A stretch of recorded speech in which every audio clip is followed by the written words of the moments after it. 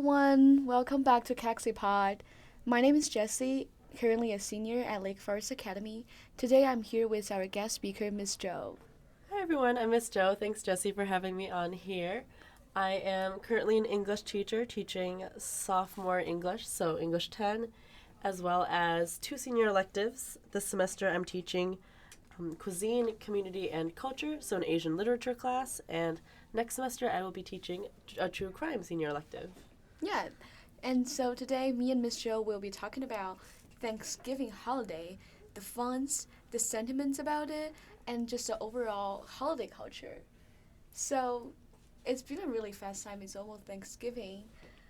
So what's your plans for this Thanksgiving? So far my sister actually came over this weekend from New York City, so that'll be my plan for a lot of this break is getting to spend some quality time with her and my family. And as for Thanksgiving Day itself, it'll be just a day full of meal prepping, eating a good meal, and probably playing cards or maybe even doing some early Black Friday shopping. Tends to be our tradition. Okay, so what kind of food do you usually eat on Thanksgiving? So we usually do like a blend of the traditional like American foods that you think of for Thanksgiving, along with some more Chinese dishes. So in terms of like the American side, usually my sister and I get together, we make a Google Doc planning out which specific side dishes that we know we'll want. So I'm a huge stuffing person, so I love a good like stuffing. I like to make it from scratch. My sister's like a huge sweet potato person, so she'll make probably some like sweet potato casserole. Yeah. So we'll have that side of the American dishes. We'll have either a turkey or a duck. In the past years, we've done duck as a sort of like smaller Chinese take on the traditional Thanksgiving turkey, but this year we might go back to turkey just because we haven't been able to get that perfect like Peking duck crispy skin on it the past few years. And usually what happens on the Chinese end of our family is my grandma comes in, she makes something out of just whatever's in the fridge, turns it with like a Chinese flair, and it ends up being that our Thanksgiving meal is like a hodgepodge of all of these different dishes from both of our cultures. Yeah. So yeah. So what's your favorite dish? Stuffing, for sure. Okay. So that one's the one that I was looking forward to every year. What about this year? Ooh, since we haven't done turkey in a while in our family, I am pretty excited for that. But also I saw on TikTok this like sweet potato creme brulee that I really want to try making. Yeah. I even got myself like one of those blow torches, and I think I might try that out. So I'm excited to see how it goes. Yeah. So I also saw a lot of like dishes to make to impress your friends and family on New York Times. There's like whole articles about that. You should check that out. I will, definitely. Yeah. So do you feel like you're a big holiday person? Do you always celebrate holiday with like the full on like clothes and like the prep, the work and like everything? I think so. I think I tend to buy a little bit into that like the consumerism side of the holiday celebrations. I tend to like try to, even with like Halloween, I decorated up my classroom. I decorated up my home a little bit just with some decorations from last year and things that I've like thrifted. So I try not to go all out each year of just like buying all these new things because I know that won't be the most sustainable thing for me. But I do like to get some like the classic like ugly Christmas sweaters from the thrift store whenever I can. Oh, those are really cute. I know, I love them so I much. I never have one, but I saw all of them. So probably this year I have to buy one. There you go. They're aesthetic. I love the ones that have like 3D elements or like the things like sticking out of them. And I think it's They're just so funny. so stupid and so cute. Exactly. So I think when we come back from Thanksgiving break, you'll see me with like a bunch of those. So it'll be fun. But I do think I'm a big holiday person when it comes to just like having fun with festivities and having fun with just like celebrating all of that like excitement and the joy that goes behind just like having a holiday come up or things on those lines. Yeah. Same.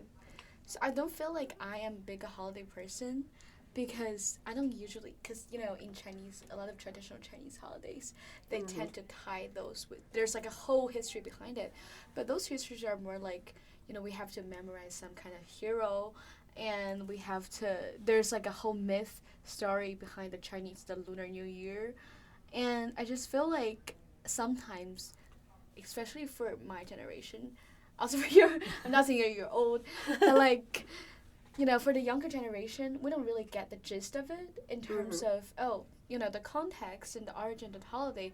So I'm not a big holiday person. I just see them as, my short breaks during the school year, because we're just so burned out, because there's always tests and projects due right before them. So I feel like I personally, don't like to celebrate holidays, but I also like enjoying them. Mm-hmm. And also, so does my peers, because I feel like we're just using, for example, this Thanksgiving, I'm traveling with my friend to Boston. Mm-hmm. We're meeting with the old friends. And I just feel like it's kind of like we're deconstructing the holiday, in a sense that it's like how we're like bounded by them, that we have to celebrate them. But now we're taking a new approach to see them, so that holidays are just for holidays, and it could be fun, like Halloween's, and it necessarily doesn't have to tie with all this history and stuff. Yeah. Especially like the ones that we don't want to celebrate. Yeah, exactly. That's always on the top of my head with like a holiday like Thanksgiving, right? Wherein the history isn't particularly something that we want to remember and celebrate it as a positive occurrence, but instead Thanksgiving, I think, still does persist because of the foundational values that have been tied to it, of just like gratitude and appreciating like your family and the friends around you. So just since you just said that, so because Thanksgiving literally means to appreciate other people. So do you usually do that to celebrate Thanksgiving? I don't think we usually like verbalize what it is that like around the dinner table, like but do you write grateful. Cards for your family members? I actually don't. I feel like that's one of those things that when I was younger I probably did, like in class, maybe in like kindergarten, with the, I don't know if you've ever seen like the handprint turkey, where like you get that paint on your hand and you just stamp on a paper. It's probably something I did when I was younger, and is a good practice to continue like letting the people that you are grateful for know that you appreciate them. But I think it's one of those things that with the season, it's on my mind, but I should probably do a better job of actually expressing that outside, because I think that's really important for other people to hear about, like why you're thankful for them. Yeah. So Ms. Zhou, do you both celebrate American holidays and Chinese traditional holidays? Yeah, so I think we celebrate all like the major like holidays that are celebrated in America, and I think same with on the Chinese side of things, the major ones of Mid-Autumn Festival and Lunar New Year. And since you had mentioned some holidays that are rooted in myths, I don't actually know what the Chinese name for the holiday is, but I always call it 粽子节, where it's like the one that you eat like 粽子for. And just because that's like my favorite Chinese food, and I know the myth tied to it has to do with like, it's like this like sticky rice wrapped in lotus leaves, right? And I think the story of it has to do with like tossing it in the water or something like that. Yeah, it's about a hero who died in the river. Yeah. Who committed suicide in the river. So we just have to toss something to the river. And there's also like the competition that I don't even know. It's ringing a bell, but it's one of those holidays that like, I think when I was younger, I like latched onto and like still want to keep celebrating it just because I love eating donuts. Just because of that. Just because the food are really good. Absolutely. So those are the main ones I think about. Speaking of the food, so since you're teaching an English elective currently about the Asian culture and the cuisine, and so I feel like all the cuisine are kind of tied to some kind of holiday. Yeah. So what's the class about? Do you guys tell me about the class. So the class itself, I've been trying to diversify as much as I can with like the different texts that we've been doing. So thinking about all of the different nations and ethnicities that are represented within this umbrella of Asian and Asian American. So text-wise, we've been right now we're looking at a Vietnamese text. We've done a lot of work with like Japanese texts as well, and trying to dip farther into like trying to get as much variety as we can. But in terms of celebrating holidays and thinking about that, we during the Mid-Autumn Festival season on campus, back when I think a bunch of like local parents came and set up like a beautiful arrangement in I think the Chinese classroom of just both like the cultural items from for the holiday, as well as like these little stations to Oh yeah. make and taste remember that. taste the mooncakes. It just so happened that I think that day was a double for my Asian lit class, and we took half of that double to just go over, spend some time with the parents, and try our own hands at making mooncakes, which that was actually my first time making them, and it was It was so fun. That before. It was very satisfying. It was like a stamp that you just kind of like push it out. Like the parents that were there teaching were so helpful. They showed us how to like flatten out the dough. You put the filling in, you wrap it around, and you put it in this little like stamp that you just like push it out, and it comes out this beautiful like pattern mooncake. Yeah, exactly. So it was a really great opportunity for, I think, both the students and myself to like learn from the parents, learn more about the holiday, and just learn about this activity of just like making this mooncake, because it was awesome to like try out new flavors too, but also just try our own hand at making it ourselves. The mooncake making reminds me of how we celebrate Chinese Lunar New Year here. There's also like calligraphy. And then there's dumplings, I think, and like other kind of food. So yeah, that's like a really huge part of our school. Like ACU, they always hold this kind of events. Yeah. Definitely. I think this year I'm like one of the 2 co-advisors, faculty sponsors for ACU. So I'm really looking forward to Lunar New Year, because I remember last year. What do you want to do? Do you have any plans?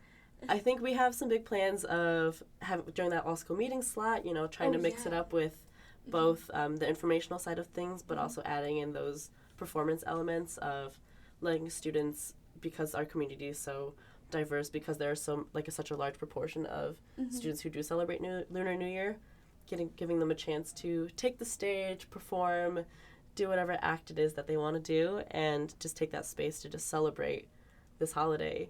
And as far as like the food side of things go, we'll probably try to do dumpling making again, just because I remember like how large of a scale that was last year. Really, and it was successful. Yeah, I think it was really great, and we ate a lot of great dumplings, so I think we'll definitely try to bring that back again this year.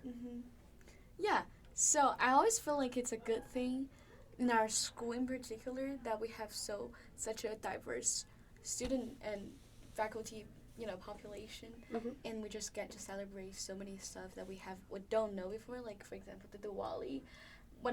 Before I came here, I didn't know what it is, but now I know. Oh, it's like a huge thing, and it's always so festive, and it's just really cool that how we can celebrate all the holidays, even though we might not be part of the culture, and it just So I think that's a really good thing about our school is that people of different cultures, they bring the whole aspect of it, like for example the holidays, and all of us get to enjoy it and celebrate it and just know about other people. Yeah, right? Absolutely. And I think that's one of the great things that I love about like all school meeting slots these past few years, is just that they've been just like time for different cultural organizations and student organizations to have that time to be able to educate the community and just like celebrate a holiday or a culture together, because like you said with like Diwali, of being able to learn about like the significance of that holiday, and after school being able to spend time with those activities, and even with like Hispanic Heritage Month, which I believe Unidos had an all school meeting slot to kind of be able to like teach us dancing and like those performances. I think it's just been wonderful to be able to have that time of being able to learn from different people in the community and celebrate all together. Yeah, those are really cool. Those are like my most unforgettable memories about our school. I don't think I can do that in college. No, I mean, it's going to be more diverse, but like in such a niche and small population. Like a school, it's just really fun to always have holidays coming up, because it's Diwali and then Thanksgiving and then Christmas and then it's Lunar New Year. So yeah, I feel like holiday really also influenced our school in terms of people just bring all those holidays in, and we always get to celebrate them, and it's like shaping our own identity. Do you think celebrating holidays is a way that we confirm, validate our identities? I think definitely, yeah. I think it's one of those ways that, especially since holidays tend to be, I feel like, more culturally or like religiously rooted in terms of their history and the way that they were just like formed and created. I think holidays are especially like a great way of being able to like celebrate and continue to celebrate our identities. Sorry. No, you're good. It's okay. We can Oh my cut gosh. that part. Being able to celebrate a holiday every year and look forward to that, and being, you know, with family in our community that also partakes in that is definitely a way of continuing to reaffirm and celebrate and accept each other's identities, but also our own. Since you also have a bicultural background, so do you celebrate both Chinese and American holidays? Yeah, I definitely do. A little bit of a mix of both has been a great way to be able to spend like the year and also break it up in terms of there's always something to look forward to in terms of a celebration or just like After family one time. holiday, there's another holiday. Absolutely. Yeah. So I love that. Yeah, so it's really a great time to to have fun and to get time together with your friends and holiday with your family. Yeah, so I think that'll be all for our podcast today. Thanks for joining us, and we'll see you next time. Awesome. Thanks for having me. Thank you.